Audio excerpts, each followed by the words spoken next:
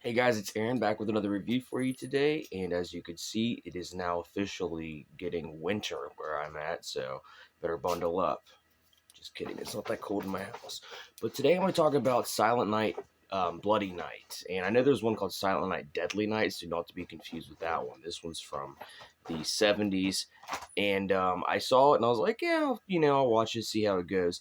And I was pleasantly surprised-ish. I kind of figured, where it was going to go and everything. And sorry, that was my cat. I figured, where it was going to go and everything. But there was some stuff that I definitely liked about it. Right off the bat, the atmosphere is very macabre, and I loved that. And it stayed that way through the whole film. It was kind of like a Hammer film, the way that it did that, and I loved that about it. But basically, the film is about the past coming back to haunt the present, and we find out that we are living in a haunted house, and it is around Christmas time, obviously, because there's stuff throughout the show film that you can see that alludes to Christmas. And the one thing I did notice though is everyone kind of spoke like they were dubbed most of the movie, at least in the beginning of it. It was very, and I had to look. I was like, maybe this is dub, maybe this is whatever, and they just did a decent dubbing. But no, actually, it was them normally speaking English, and it didn't translate as well as it should have. So actually, the dubbing, as far as the editing, wasn't very good in the film. It wasn't like it was the actors not being able to speak English that well. But yeah, so that was it. Was just kind of it was just weird. If you watch it, you'll see. So we see the couple that's moving into the house. He's like, yeah, I'm hungry. And she's like, I'll make you a sandwich. He comes in. It's like every sandwich you could possibly think of. There was like 18. And I'm like, it's two of you guys, man. I mean, I'm a man who loves a sandwich, but it was a bit excessive. Um, so how does this movie fare up? It's not that great on the Christmas side, except for the fact that it happens at Christmas.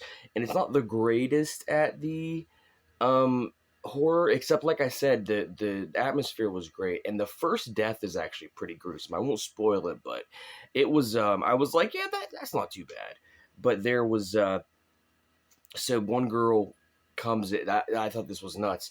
The One of the women is talking to one of her workers, employees, and she, is like, hey, I need you to come in and work late. And she's like, the employee's like, no, I can't. I'm actually watching TV. And it works. Can you imagine any boss in today's climate actually saying, yeah, yeah, you're watching TV. That's good. Yeah, you do that. Which, kind of brings me to my next point. Everyone is too laid back and calm. I mean, every time something's happening in this film, whether it be a death or a scare or whatever, everyone's just like very, you know, David Duchovny esque. It's very monotone, like, all right, guys, something's going on now. Let's figure it out. That's very much how everybody talks in this. Um, but, that's kind of, I guess, the charm with it. Uh, yeah, I thought that at one point I thought that the killer was revealed, but I thought it was a psych out at first, the killer, and then he kills a bird, and I'm like, oh no, he's the killer. He killed a bird, so you. Um, it's just I actually was kind of high hopes that it was a psych out, because I was like, films don't do that, especially back in the day. They don't really do that, and it would have been interesting to see if they had just been like, no, actually, this is what's going on, but they didn't. What are you gonna do?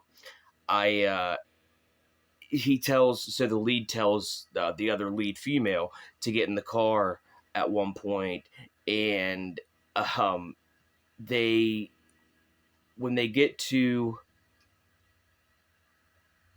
the destination, he just leaves her, and it's like it's weird, because it's like he's just like very leave bitch, and that's kind of the vibe I got from it. I was like, okay, you probably should have stayed back and helped her, but he didn't. And I don't know, we find out, spoilers, that the whole reason that all this nonsense is happening is because of a he wanted to free the guy that's coming. The bad guy is wanting to free trapped spirits, even though they were evil. Dumb. Why would you want to free evil spirits? It's so stupid. But anyway, I don't know, guys. There's definitely things to like about it. There's definitely things to hate about it. But it's available on Tubi, that website I always keep telling you guys about. Download it, check it out for free. It may be on YouTube, because it's an older film. But I don't know. There you go. Silent Night, Bloody Night. Take it with a grain of salt. Take it easy.